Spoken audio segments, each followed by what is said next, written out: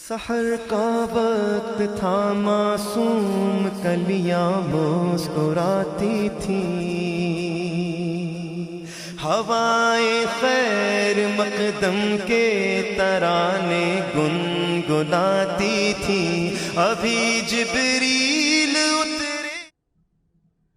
بسم اللہ الرحمن الرحیم، اللہم صلی علی سیدنا و مولانا محمد وعلی آلہ وصحبہ اجمعین۔ ناظرین کرام، قرب رمضان المبارک کی اسپیشل ٹرانسمیشن کے ساتھ آپ کا میزبان محمد شفیق الرحمن حسان فیصل آباد رنگ HD کے سنگ ایک مرتبہ پھر حاضر ہیں۔ آج کا ہمارا موضوع ہے کہ قرآن رحمت الہی، رحمت خداوندی ہے، اور قرآن پاک کے پڑھنے کے کیا فوائد ہیں، کیا قرآن شفا ہے۔ اس موضوع پر گفتگو کرنے کے لیے ہمارے ساتھ آج شریک گفتگو ہیں حضرت علامہ مولانا محمد کاشف مدنی صاحب، جو کہ مدرس ہیں دارالعلوم غوثیہ رضویہ رشد الایمان ڈجکوٹ سے، اور نعت رسول مقبول صلی اللہ علیہ وآلہ وسلم کے لیے آج ہمارے مہمان بنے ہیں۔ ہمارے ملک فیصل آباد کی بہت ہی خوبصورت آواز، آپ نعت گو شاعر بھی ہیں، جناب محترم طاہر رضا قادری صاحب۔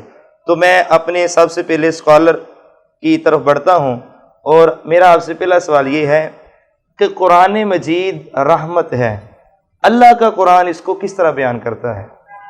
جی علامہ صاحب، بہت شکریہ آپ کا۔ اللہ کریم جل شانہ کی جو رحمتیں ہیں وہ اپنے بندوں کے لیے ذرے ڈھونڈتی ہیں، کس طرح بندوں پر اپنی رحمتوں کا نزول فرمایا ہے۔ سب سے پہلے تو یہ ہے کہ قرآن کا رحمت ہونا یہ اسی بات سے ثابت ہے کہ وہ رحمت للعالمین علیہ الصلوۃ والسلام پر۔ سبحان اللہ۔ اور دوسرا پھر قرآن کریم نے اس کو بڑے پیارے الفاظ کے ساتھ بیان فرمایا ہے، وَنُنَزِّلُ مِنَ الْقُرْآنِ مَا هُوَ شِفَاءٌ وَرَحْمَةٌ لِّلْمُؤْمِنِينَ۔ ٹھیک ہے، قرآن کریم نے واضح فرما دیا کہ ہم جو قرآن میں اتارتے ہیں یہ مومنوں کے لیے رحمت بھی ہے اور یہ شفا بھی ہے۔ ٹھیک ہے، لہذا قرآن نے یہاں پر اپنے ہی دو وصف بیان فرمائے کہ قرآن ایک تو شفا ہے اور دوسری رحمت ہے۔ ٹھیک ہے، اور رحمت کس ذریعے سے ہے، اس کی بے شمار جو روایات کے اندر ملتی ہیں کہ سرکار دو عالم صلی اللہ علیہ وآلہ وسلم نے ارشاد فرمایا، بہترین ہے وہ شخص کہ جو خود قرآن سیکھے اور دوسروں کو سکھائے۔ ٹھیک ہے، اور اس کے علاوہ حدیث کے اندر بے شمار دلائل ملتے ہیں، جیسے نبی کریم صلی اللہ علیہ وآلہ وسلم نے ارشاد فرمایا کہ جو قرآن مجید ہے کہ یہ دلوں سے غم کو دور کرتا ہے۔ ٹھیک ہے، اس لیے قرآن رحمت بھی ہے اور شفا بھی ہے۔ اور شفا کس طرح ہے، اس کی بھی بے شمار دلائل موجود ہیں، جیسے نبی کریم صلی اللہ علیہ وآلہ وسلم نے سورہ فاتحہ کا جو ایک نام ہے وہ باقاعدہ سورہ شفا بھی فرمایا۔ ٹھیک ہے، یہ سورۃ الشفا ہے۔ اب وہ سورہ شفا کیسے ہے، جیسے سرکار دو عالم صلی اللہ علیہ وآلہ وسلم کے اصحاب ایک مرتبہ ایک سفر میں تھے کہ آپ نے ایک جگہ پر پڑاؤ کیا، ٹھہر گئے، تو ایک قبیلے کی عورت صحابہ کرام کے پاس آئی اور اس نے عرض کی کہ ہمارے قبیلے کے جو سردار ہیں ان کو کسی موذی جانور نے کاٹ لیا ہے جس کی وجہ سے وہ بیمار ہیں، کوئی مرض لاحق ہے ان کو، اگر آپ میں سے کوئی ایسا فرد ہے کہ ان کو دم کرے یا ان کو کوئی شفا یابی والے کلمات ان کو بیان فرما دے تاکہ ان کو شفا مل جائے۔ تو ایک صحابی پاک جو تھے وہ اس عورت کے ساتھ چلے گئے۔ اب جب اس قبیلے میں پہنچے تو وہ جو قبیلے کا سردار تھا وہ درد کے اندر مبتلا تھا۔ ٹھیک ہے، تو آپ نے وہاں جا کر اس کو دم کیا، دم کرتے ہی کرتے دیکھتے ہیں کہ اس کو شفا مل گئی۔ سبحان اللہ۔ یعنی کہ یہ جو ہمارے بزرگان دین ہیں یا علماء ہیں، بعض اوقات اگر کوئی دم کروانے کے لیے آتا ہے تو قرآنی آیت پڑھ کر اس کے اوپر دم کر دیتے ہیں، اللہ تعالیٰ اس کو شفا بھی عطا فرما دیتا ہے۔ اس کا ثبوت ہم اس حدیث سے استدلال کر کے ہم لے سکتے ہیں۔ جی بالکل، یہ بے شمار روایات ہیں ایسے۔ ٹھیک ہے، جس طرح ہم یہی بات جو بیان کر رہے تھے، پھر وہ صحابی پاک نے جب دم فرمایا تو واپس اپنے قافلے والوں کے ہمراہ ہے تو انہوں نے پوچھا کہ جس کو آپ نے دم کیا ہے کیا پڑھ کے دم کیا تھا؟ تو آپ نے فرمایا کہ میں نے سورہ فاتحہ کو 3 مرتبہ پڑھ کر دم کیا تو اللہ تعالیٰ نے اس کو شفا، اس لیے اس کا نام سورہ شفا بھی رکھا گیا ہے۔ سورۃ الشفا بھی رکھا۔ یہ بتائیے کہ قرآن مجید فرقان حمید کی تلاوت کرنے کا کیا طریقہ کار ہونا چاہیے؟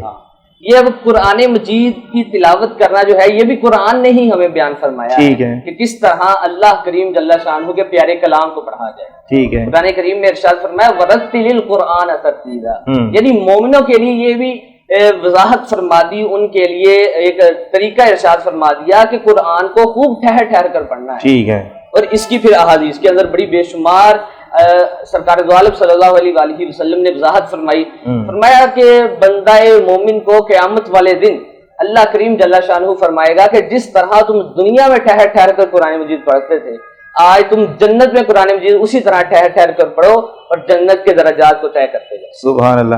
یعنی کہ اچھا بعض کا جس طرح اب رمضان المبارک کا مہینہ ہے تو تراویحوں کے اندر اس چیز کا خیال نہیں رکھا جاتا، تیز تیز پڑھا جاتا ہے، یا لمون اور تعلمون کی سمجھ آتی ہے، تو اس کے بارے میں کیا وعید بھی ہے کہیں حدیث کے اندر؟ جی بالکل، دیکھیں جو قرآن مجید ہے اس کو ٹھہر ٹھہر کر پڑھنا اور درست الفاظ کے ساتھ پڑھنا ضروری ہے۔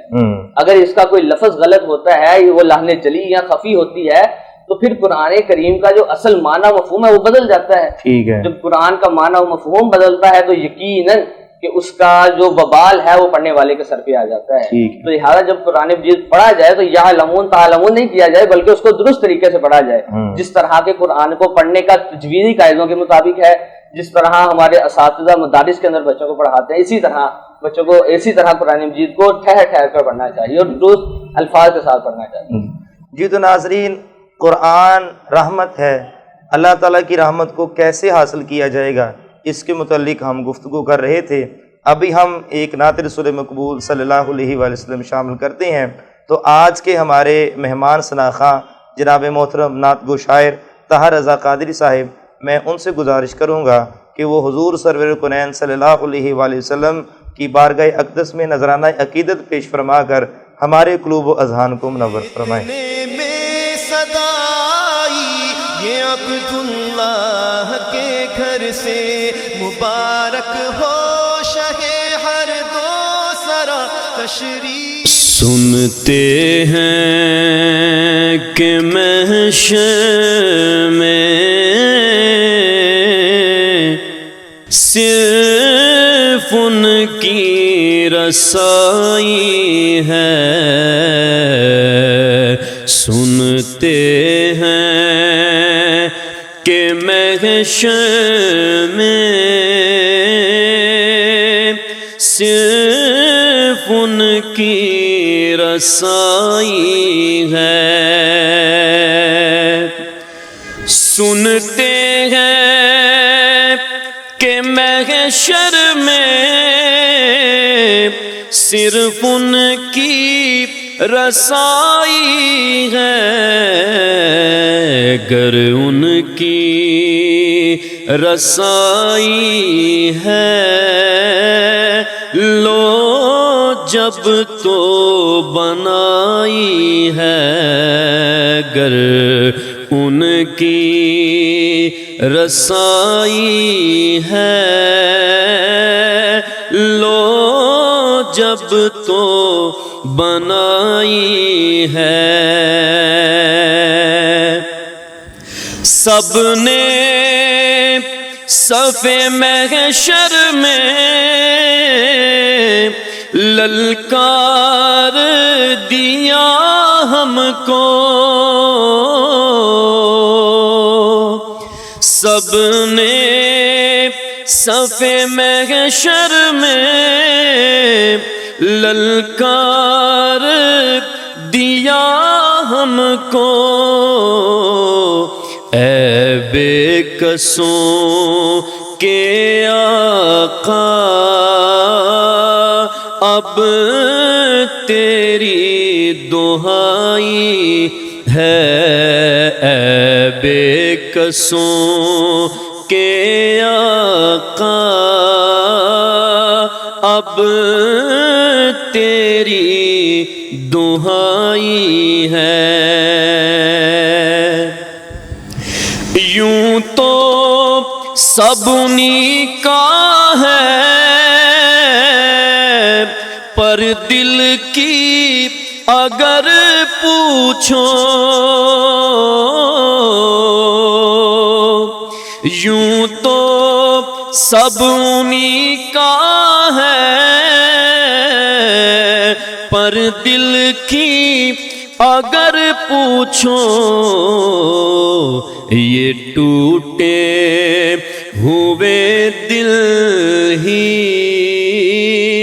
خاص ان کی کمائی ہے یہ ٹوٹے ہوئے دل ہی خاص ان کی کمائی ہے۔ بازار عمل میں تو سودا نہ بنا اپنا، بازار عمل میں تو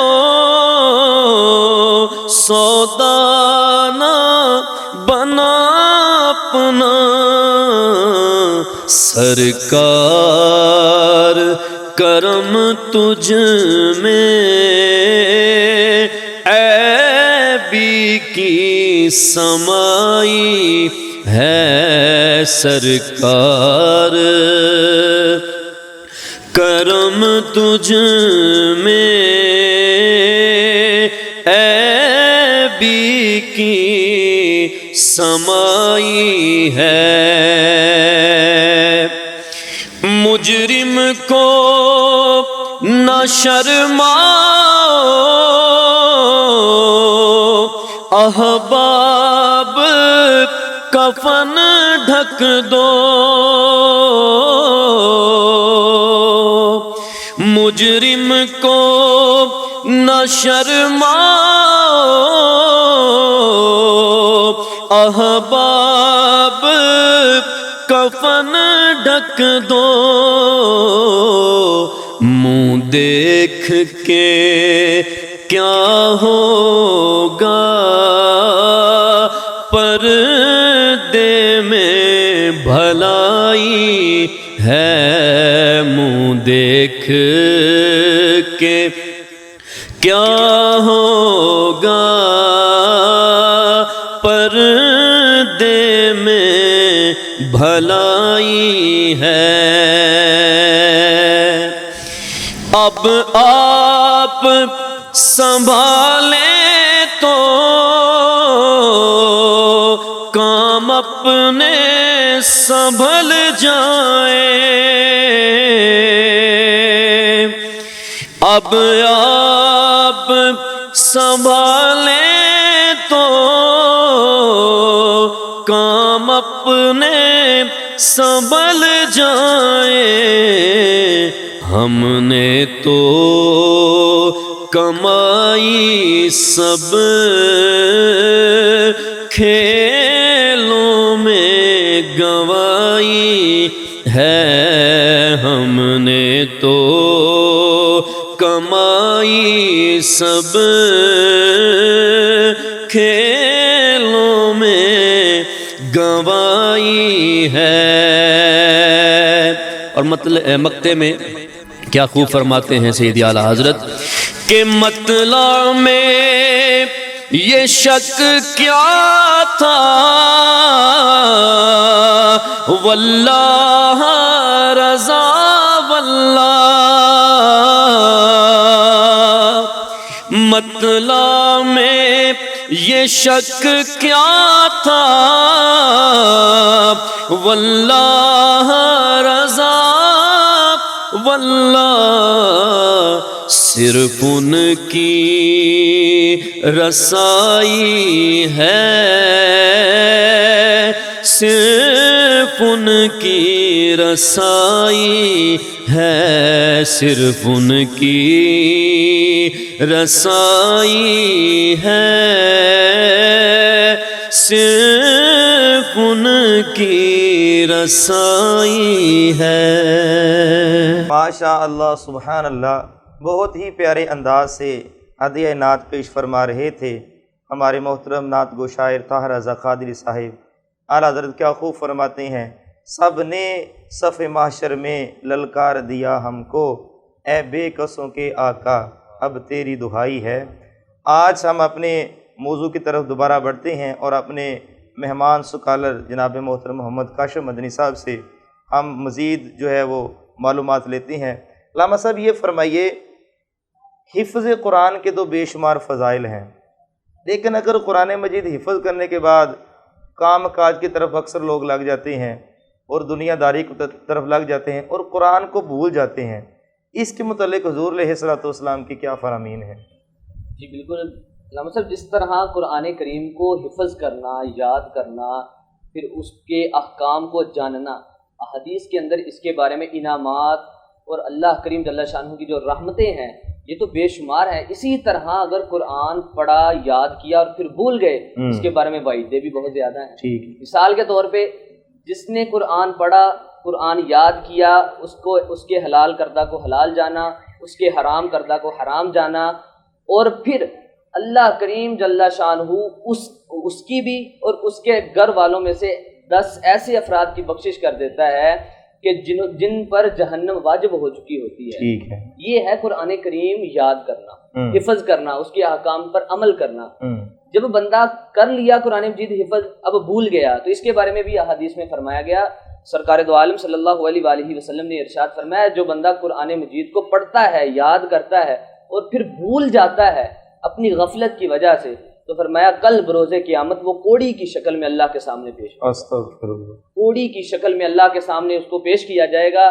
آپ دیکھیے کہ رسوائی ہی رسوائی ہے، یہاں بھی رسوائی ہے، آخرت میں بھی رسوائی ہے. آج کے دور میں دیکھ لیا جائے، جو لوگ حفظ قرآن کرتے ہیں، قرآن کے احکام پر عمل نہیں کرتے، قرآن کو چھوڑ دیتے ہیں، پھر قرآن کریم ان سے دور ہو جاتا ہے، دلوں کو زنگ لگ جاتے ہیں، پھر قرآن کی جو حقیقی چاشنی ہوتی ہے وہ ملنا ختم ہو جاتی ہے. یعنی کہ حافظ قرآن کے لیے یہ ضروری ہے کہ وہ قرآن کو صرف لفظوں کی حد تک یاد نہ کرے، بلکہ اس کے معنی اور مفہوم کو بھی یاد کرے اور پھر جتنا ہو سکے اس کے اوپر عمل کرنے کی بھی کوشش کریں.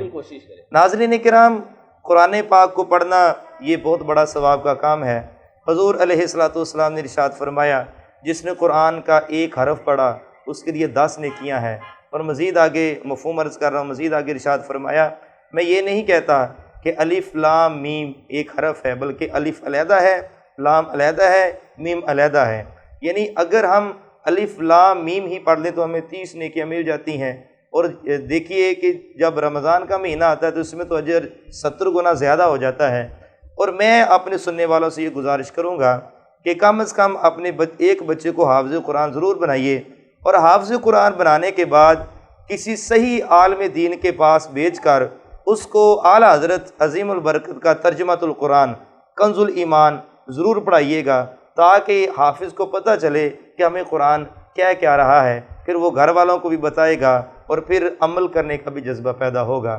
اپنے میزبان محمد شفیق الرحمان حسان کو اجازت دیجیے، اگلے پروگرام میں پھر حاضر ہوں گے. السلام علیکم ورحمۃ اللہ وبرکاتہ. سحر کا وقت تھا، معصوم کلیاں مسکراتی تھیں، ہوائیں خیر مقدم کے ترانے گنگناتی تھیں. ابھی جبریل اترے بھی نہ تھے کعبے کے منبر سے کہ اتنے میں